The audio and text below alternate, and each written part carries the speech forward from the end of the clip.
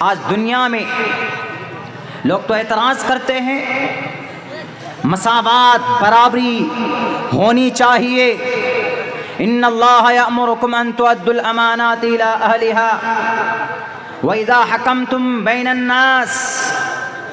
اللہ تبارک و تعالیٰ کا فرمان ہے، اوپن چیلنج ہے کہ دنیا کے اندر برابری ہونی چاہیے، مساوات ہونا چاہیے، عدل و انصاف ہونا چاہیے۔ آج جو اتنی پریشانیاں سامنے، اس کی سب سے بڑی وجہ یہی ہے کہ آج مساوات نہیں ہے، برابری نہیں ہے۔ کسی بھی ڈپارٹمنٹ کو دیکھ لیجئے، اگر کوئی منتری کا بیٹا ہوگا تو اس کو بہت پہلے اپوائنٹمنٹ لیٹر مل جاتا ہے، اگر کوئی ہوم منسٹر کا بیٹا ہوگا تو اس کو کسی بورڈ کا سیکریٹری بنا دیا جاتا ہے، اگر کوئی جھولا چھاپ، اگر کوئی غریب مزدور کا بیٹا ہوگا تو وہ 5 لاکھ روپے بھی دے گا تب بھی اس کی کسی آفیشیل انسٹیٹیوٹ کے اندر یا کسی گورنمنٹ برانچز کے اندر اس کی نوکری نہیں لگتی ہے۔ کیوں؟ کیونکہ وہ غریب کا بچہ ہے، وہ مڈل طبقے کا بچہ ہے۔ اگر ہمارے اس ملک کے برہمن خاندان سے ہوگا تو بہت جلدی ان کی نوکری لگ جاتی، بہت جلدی ان کا معاملہ حل ہو جاتا ہے۔ لیکن اگر وہیں پر اگر کوئی دوسری کسی کاسٹ کا ہو، شودر کا ہو، چھیتری کا ہو، ویشیہ کا ہو، یا اگر دلت ہو تو جناب اس کا تو بھگوان بھی الگ کر دیا جاتا، اس کے تو منادر بھی الگ کر دیے جاتے۔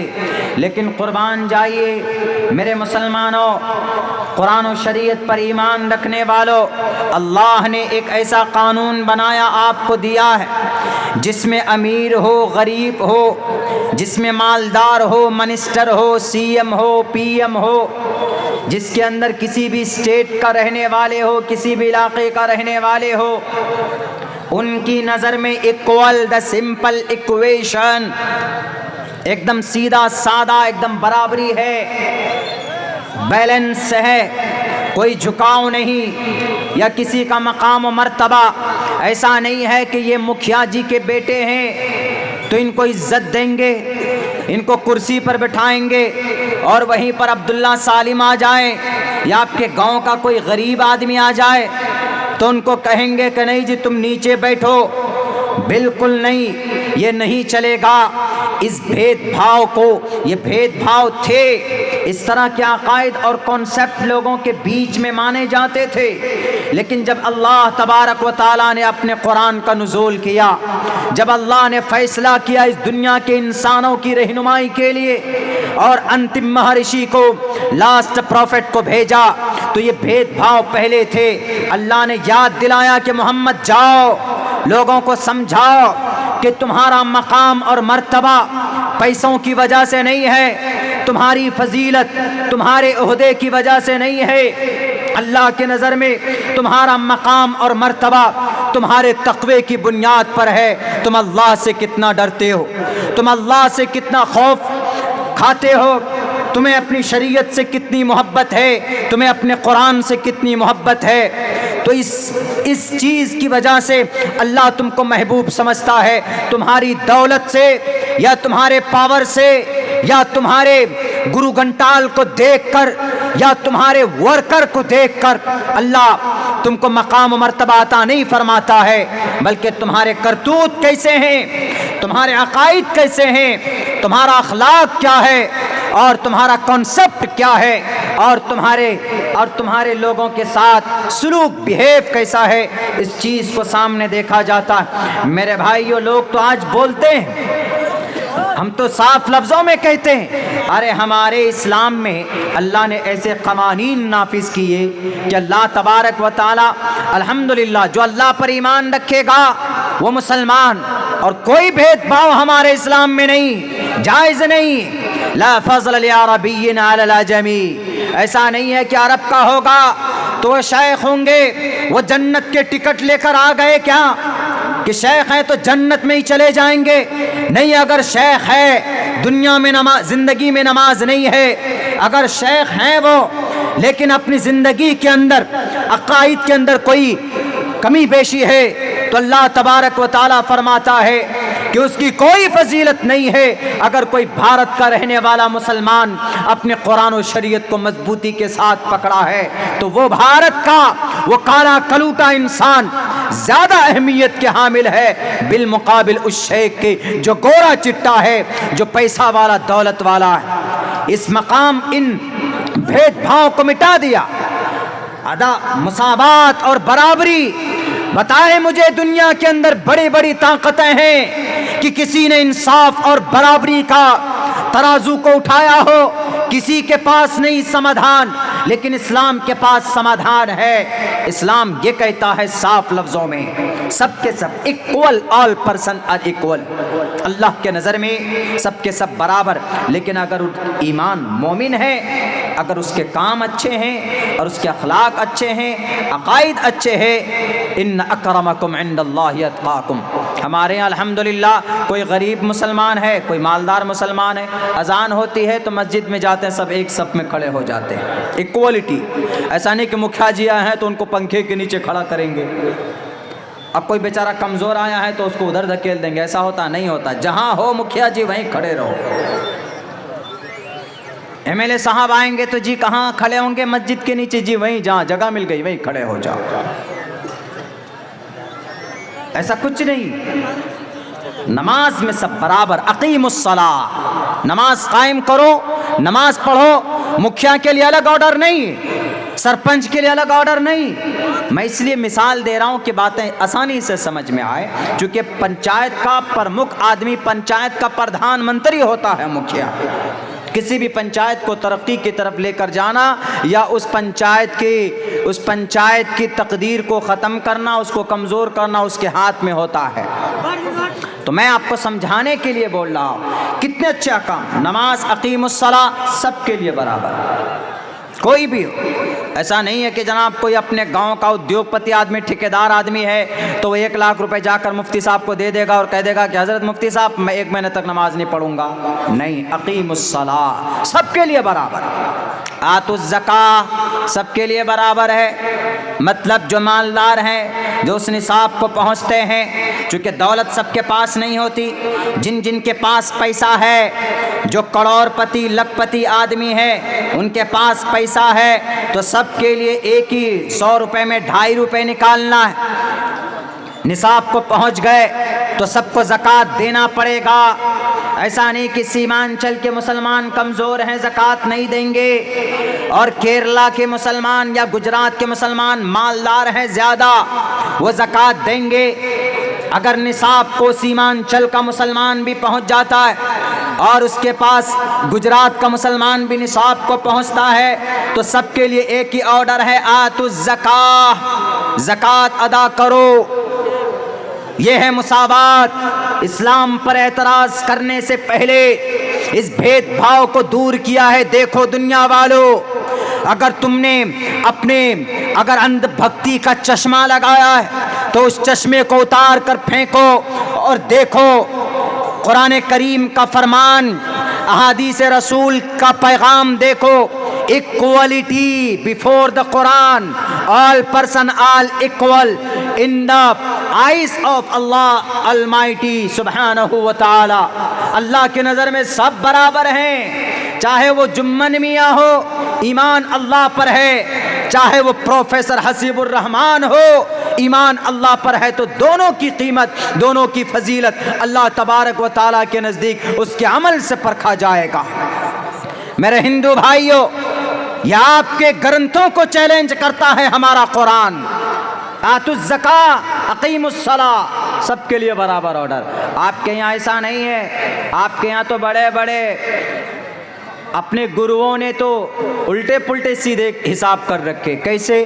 اگر ہمارے ہندو بھائیوں میں برہمن ہوں گے تو وہ پوتر ویدات کو پڑھیں گے، اور اگر کوئی شودر ہوگا، چھیتریہ ہو گیا، ویشیہ ہوگا، اگر کوئی چھیتریہ ہے تو وہ خدمت کرے گا، اور اگر کوئی شودر ہے تو وہ آدیواسی بن کر رہے گا۔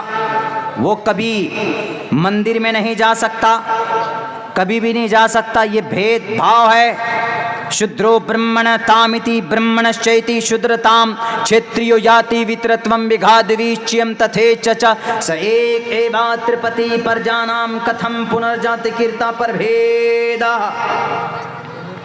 साफ लफ्जों में वैद कहता है कि यहाँ पर कोई आदमी बड़ा छोटा नहीं है, सबके सब बराबर हैं। अमल अगर अच्छा है तो एक गरीब आदमी भी मालदार के ऊपर मालदार से बढ़ सकता है। कौन कहता है? परमात्मा कहता है। हमारे नबी ने भी यही पैगाम दिया है, ला फज़ल लिअरबिय्यिन अलल अजमी। किसी गोरे को काले पर, काले को गोरे पर, मालदार को अमीर पर, अमीर को मालदार पर कोई फौकियत हासिल नहीं है। मेरे भाइयों, एतराज़ करने वालों, एतराज़ करने से पहले हमारे कुरान के अहकामात को टटोलो, कुरान के फरमान को पढ़ो, नबी की ज़िंदगी का मुताला करो। वहाँ पर तुम्हारी करंत मोहम्मद रसूलुल्लाह की ज़िंदगी के अंदर नज़र आएगी। सिर्फ अंधभक्त बनकर अनाप शनाप इश्कालात सवालात मत पैदा करो। देखो क्या बराबरी है, मकाम है, फजीलत है, इक्वल और पर्सन आर इक्वल, सबके सब बराबर हैं। अगर बराबर नहीं होते तो कबीले कुरैश के, एक कुरैश कबीले के एक बेहतरीन ख़ानदान की एक औरत, फातिमा नाम की औरत, चोरी उसका पकड़ा जाता है। नबी पाक अलैहिस्सलाम के पास वो औरत हाजिर की जाती, आप अलैहिस्सलाम फरमान जारी करते, अस्सारिक़ु वस्सारिक़तु फ़क़्तऊ ऐदियहुमा, उस औरत का हाथ काट दो इसलिए कि उसने चोरी की है। तो फिर अल्लाह के नबी के पास वो कबीले वाले, वो ख़ानदान वाले, कबीले कुरैश के उस ख़ानदान के लोग पहुँचे कि अगर हमारी फातिमा का हाथ काट दिया जाएगा तो हमारी नाक कटनी हो जाएगी, हमारी बेइज्जती और तौहीन हो जाएगी। इसलिए जाओ उसामा बिन ज़ैद को भेजो सिफारिश करने के लिए, नबी से कहें कि मोहम्मद आप उस औरत को माफ़ कर दीजिए, उसके हाथों को मत काटिए। जब उसामा बिन ज़ैद पहुँचते हैं मोहम्मद रसूलुल्लाह के पास तो आप अलैहिस्सलाम से कहते हैं, ये अल्लाह के नबी, ये औरत है, पहली बार गलती हुई है, आप इनको छोड़ दीजिए, आप इनको माफ़ कर दीजिए।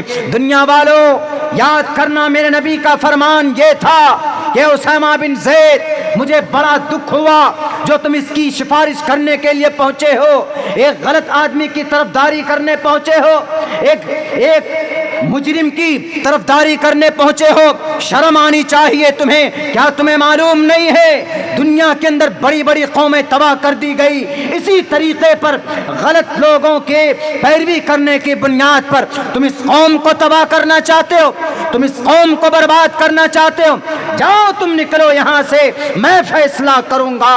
बिलाखिर उस औरत का हाथ काट दिया जाता है और अल्लाह के नबी ने कहा कि उसामा, ये तो फातिमा है, ये तो कुरैश के किसी घराने की औरत है, इनकी जगह पर अगर मेरी अपनी बेटी, मेरी लख्त जिकर अगर फातिमा बिनते मोहम्मद भी चोरी करती तो ये मोहम्मद इब्न अब्दुल्लाह एक कदम पीछे नहीं हटता, उसका भी हाथ काट देता। इसलिए कि मेरे रब का फरमान है, इस्लाम के अंदर कोई भेदभाव नहीं। आज देखो दुनिया में अगर कोई मिनिस्टर का लड़का अगर किसानों पर गाड़ियां चला देता है तो 5 दिन तक उनकी अरेस्टिंग नहीं होती है, और यहाँ पर जनाब अगर कोई चला जाता है त्रिपुरा की हालत को दिखाने के लिए तो उसके ऊपर UAPA डालकर अंदर कर देते हैं। क्यों? क्योंकि वो कमजोर है और उधर मंत्री जी का बेटा है, कुर्सी खिसक जाएगी पीछे से अगर उसके ऊपर उसके हाथ में हथकड़ी डालेंगे। आओ इस्लाम के निजाम को देखो, मसावात, बराबरी, औरत हो के मर्द हो, all person all equal in the side of the Quran. ये तो तुमने बनाए, ये बड़ा, ये छोटा, ये छोटा, इस्लाम के अंदर इसकी कोई अहमियत और कोई हैसियत नहीं। मेरे भाइयों, साफ लफ्जों में कहा मोहम्मद रसूलुल्लाह ने, मैं अंधकार को मिटाने के लिए आया हूँ इस धरती से, अल्लाह तबारक व तआला ने मुझे भेजा इस भेदभाव को ख़त्म करने के लिए और इस नफ़रत को दूर करने के लिए। और आज उसी कुरान पर और उसी अहादीस पर एतराज़ दर एतराज़ कर रहे हो। पता नहीं है तो पढ़ करके देखो, मोहम्मद रसूलुल्लाह की पूरी ज़िंदगी उठा करके देखो, सहाबाए किराम पर इल्ज़ाम लगाने से पहले उसको टटोलो। جرم کیا ہے, گناہ کیا ہے ان کا؟ کوئی گناہ نہیں ہے. نہیں جی, الزام لگائیں گے. ارے اسلام کی طرح عدالت, مساوات, برابری دنیا کے اندر آج تک کسی قوم نے نہیں کیا. یہ یاد رکھنا ہوگا تمہیں, معلوم نہ ہو تو معلوم کرنا ہوگا. اٹھاؤ تاریخ پڑھ کر, جب ایران حضرت سعد بن ابی وقاص رضی اللہ تعالیٰ ایران کے گورنر بنے, چونکہ حضرت سعد نے ایران کو فتح کیا تھا. حضرت سعد ایران کے گورنر بنائے گئے. حضرت سعد نے جب دیکھا کہ میں گورنر بن چکا ہوں تو اس کے بعد انہوں نے اپنے باڈی گارڈ قائم کیے, باڈی گارڈز رکھے کہ لوگ آئیں گے تو پہلے باڈی گارڈز کو پوچھیں گے تب مجھ سے ملنے آئیں گے. حضرت عمر فاروق کو پتہ چلتا ہے, اس وقت امیر المؤمنین, اس وقت کے خلیفہ عمر فاروق تھے. حضرت عمر فاروق نے کہا کہ سعد, حضرت بلال حبشی کو ایک چٹھی لکھ کر دیتے, ایک چٹھی, اس چٹھی کو دیتے کہ جاؤ سعد ابن ابی وقاص کو دے دینا. اور سب سے پہلے بلال, کون تھے بلال؟ کالے کلوٹے, کوئی منتری کے بیٹے نہیں تھے, کوئی سنتری کے بیٹے نہیں تھے, کوئی مکھیا ممبر کا چہیتا نہیں تھا. مکھیا جی آئیں گے تو لیجئے کرسی. ہم مکھیا جی کے پاس بیٹھ گئے تو شان سمجھتے ہیں, ہم مولانا عبداللہ کے پاس بیٹھ گئے تو سمجھتے ہیں کہ ارے کن کے پاس بیٹھ گئے, مولانا کے پاس. مولانا نعمت ہے, مولانا ہے تو مدرسہ ہے. مولانا رہیں گے تو مدرسے کی آپ یاری کریں گے, لازم ملزوم ہے. اگر مولانا ختم ہو گئے, علماء ختم ہو گئے تو مدرسے کو کون آباد کریں گے؟ مدرسے ختم ہو جائیں گے, آپ کا قرآن ختم ہو جائے گا, آپ کا قرآن ختم ہو جائے گا, آپ کے عقیدے ختم ہو جائیں گے, آپ کا عقیدہ ختم ہو جائے گا, آپ اللہ سے بھی دور ہو جاؤ گے, آپ پھر کافر و مشرک بن کر مرو گے. یہ پیغام قرآن کا.